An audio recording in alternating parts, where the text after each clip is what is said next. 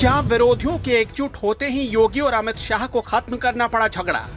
योगी और अमित शाह ने चुनाव तक झगड़ा रोक दिया है। क्या मोदी ने भी योगी से नाराजगी खत्म कर ली है?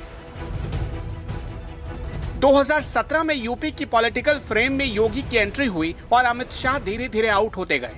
2019 के बाद से तो पूरी तरह आउट हो गए, लेकिन कई महीने बाद योगी और अमित शाह एक ही मंच पर नजर आए। दोनों ने एक दूसरे की खूब तारीफ की। ये तारीफ थी या दोनों दुनिया को दिखाना चाहते थे कि उनके बीच सब कुछ ठीक है? जो लोग कहते हैं कि अमित शाह के आने से योगी की एक नहीं चलेगी, ऐसे लोगों को ये खबर जरूर देखनी चाहिए, समझनी चाहिए और दिमाग से भ्रम निकाल देना चाहिए। 32 मिनट का अमित शाह का भाषण और पूरा भाषण योगी योगी गिनते निकल गए। 32 मिनट में 17 बार अमित शाह ने योगी का नाम लिया और जब भी उनकी जुबान पर योगी का नाम आया सिर्फ तारीफ ही निकली।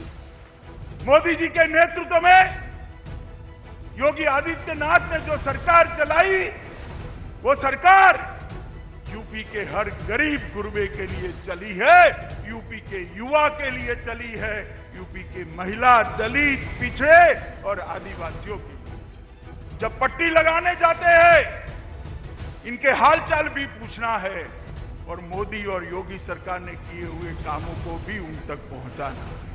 मित्रों, ये भारतीय जनता पार्टी है जो लोगों की बातों को जानती है। वो जो आप लेकर आएंगे, पार्टी को देंगे, धर्मेंद्र प्रधान और स्वतंत्र देव इसको संकलित कर 2022 से 2027 का अपना चुनावी घोषणा पत्र भी बनाएंगे। अमित शाह ने योगी की जिस अंदाज में तारीफ की, वो साफ साफ इशारा कर रहा था कि बीजेपी का चेहरा योगी ही होंगे और जीतने के बाद बीजेपी योगी को ही मुख्यमंत्री बनाएगी। अमित शाह ने योगी की तारीफ करते हुए कहा कि अगर योगी सरकार ने सबसे बड़ा कोई काम किया है तो वो है माफियाओं से उत्तर प्रदेश को मुक्ति दिलाने का काम।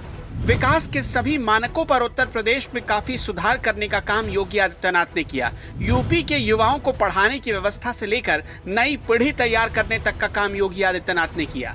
अपने भाषण में औसतन हर 1.5 मिनट बाद अमित शाह मोदी का नाम जरूर लेते और जब जब मोदी का नाम लेते तब तब वो योगी का नाम लेना नहीं भूलते, जो साफ साफ बता रहा था कि पार्टी में योगी का कद मोदी के बराबर पहुंच चुका है।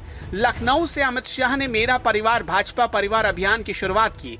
आपको लग रहा होगा कि ये कार्यक्रम चुनावी था, 2022 के चुनाव को लेकर था, लेकिन अमित शाह ने इशारों ही इशारों में बता दिया कि उनकी ये तैयारी 2022 से आगे की, यानी 2024 की है।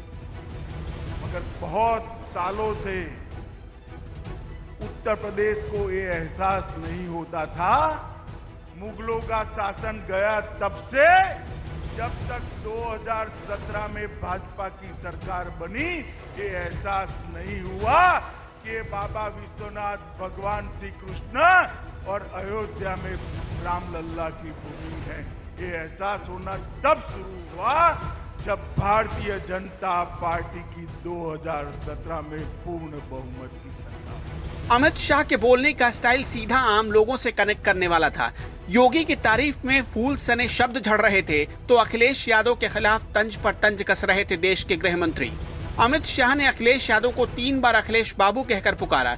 इधर योगी ने भी मोदी और अमित शाह की जमकर तारीफ की। भारत और भारतीयता का, भारत की अस्मिता से जुड़े हुए मुद्दों और मूल्यों को पुनर्स्थापना करने का जो कार्य प्रधानमंत्री मोदी जी के नेतृत्व में प्रारंभ हुआ, उस समय उत्तर प्रदेश की जो महत्वपूर्ण भूमिका थी, उस महत्वपूर्ण भूमिका के सरकार गठन के लिए उस समय भारतीय जनता पार्टी के प्रभारी के रूप में, जिन्होंने गांव-गांव में जाकर के, मंडल में जाकर के, जिले में जाकर के प्रत्येक कार्यकर्ता को जोड़ करके, और उसके बाद जब भारतीय जनता पार्टी के नेतृत्व की केंद्र की सरकार गठित होने के बाद, जब भारतीय जनता पार्टी के राष्ट्रीय अध्यक्ष के रूप में दायित्व उनके पास आया, तो भारतीय जनता पार्टी को दुनिया के सबसे बड़े राजनीतिक दल के रूप में स्थापित करने का भी जो श्रेय जिन्हें जाता है,